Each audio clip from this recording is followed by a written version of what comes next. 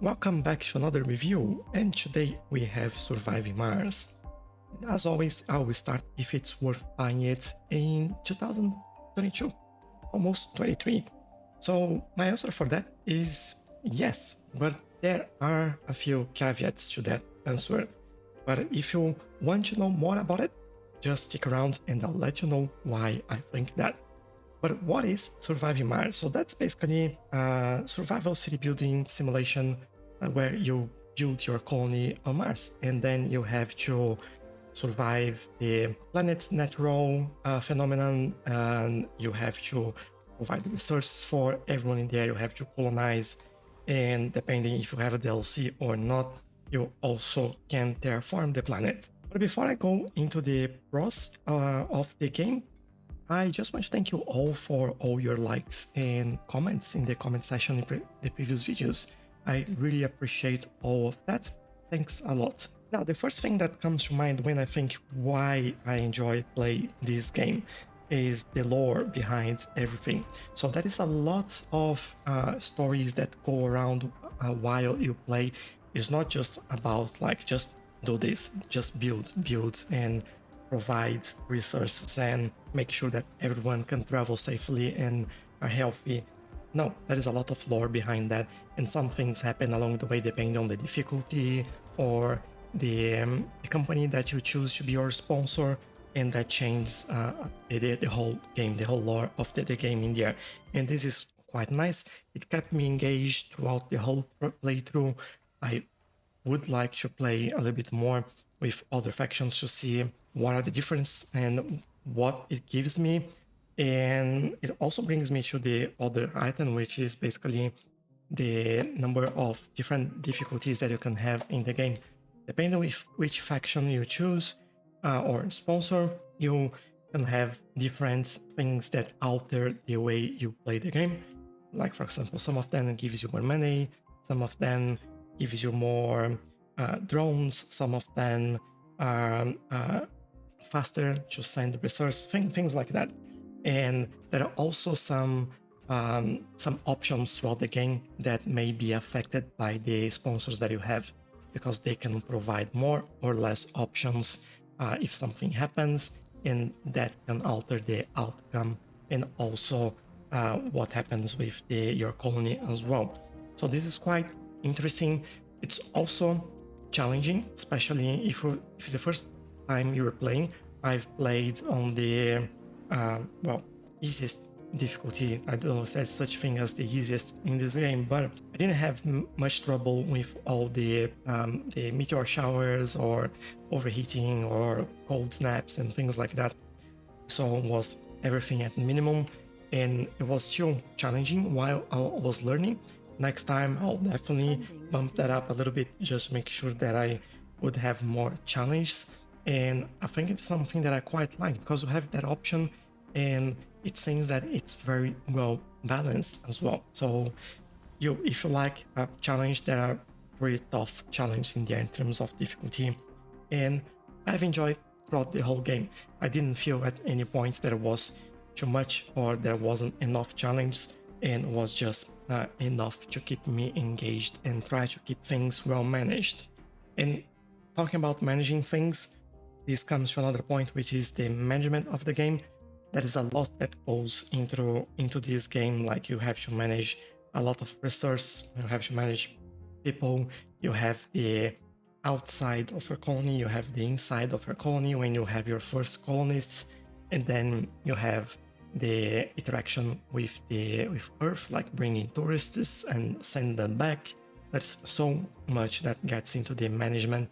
Sometimes it could feel like you're micromanaging it, but most of the time I think I had a good relationship with that, and I try to not go into the micromanagement. I'll talk about micromanagement in a second, but I think the experience that I had, at least on the level that I played, it was exactly what I would expect, and was good. So can't complain about that. And finally, the progression with all of that, I think, especially in terms of the balance between difficulty and management, I had a quite good progression throughout the game. In no moment I felt that I didn't have anything to do, or I felt or that I was stuck for too long, or that I completely didn't know what I should expect, or what I should do to achieve something. And that was really good. So I think that was a nice playthrough. I got around 30 something episodes out of that in the playthrough that I have, and I'll leave the link at the end in there if you want to check that out. And I think that was enjoyable throughout the whole game. So I think that was really, really good. Now, for some of the cons, I will start with the micromanagement. And you can go into a path where you are micromanaging every single thing. You can micromanage jobs, you can micromanage who you bring from Earth, you can micromanage what they learn in the university, you can micromanage how you change your research around the colony. You can like go deep into that hole, and I don't think that's the level where you go in there. I don't think it's healthy. I don't think that's something that it's enjoyable in the level. I know that some people really like micromanaging all of this sort of stuff, but I just think the more your colony grows, the harder it gets, and it gets out of control, right? Like very, very quickly. And I think you can try to abstract a little bit from that. I don't know if into harder difficulties you might need to do a little bit more of that, but I just think like job allocation, for example, it's something that I started doing, trying to get like the right places, just accepting the right people for the job. So for example, you need engineers on machines factory, and I would just accept that. So I would just bring engineers to fill those jobs. And then at some point, like the colony was so big, there was like, do I need to do that? And I stopped doing it, and everything was working even better because they will self-allocate everyone everywhere, and it doesn't really matter who is doing it. You might get some bonus here and there, but it wasn't something that I had to really consider or worry about too much. So that was something that I think was a bit too much. That's all. In terms of the UI of the game, I think that still needs a little bit of improvement. I think the research tree is a little bit messy in terms of what they provide, and when you get something unlocked, you don't have much visibility on a new building that was unlocked, or what or how you should use it. And some of the notifications, they are not very helpful, or like for example, say you get the same notification for a building that has been destroyed and a building that's just full and has nothing, can't work because it's just at full capacity.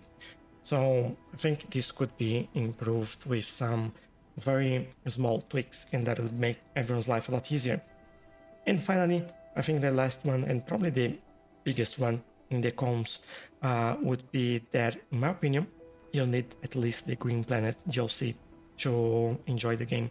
I think if you just have the base game, you won't enjoy that as much, you won't have as many goals, and it just feels like you might be a little bit lost in the sense of the game.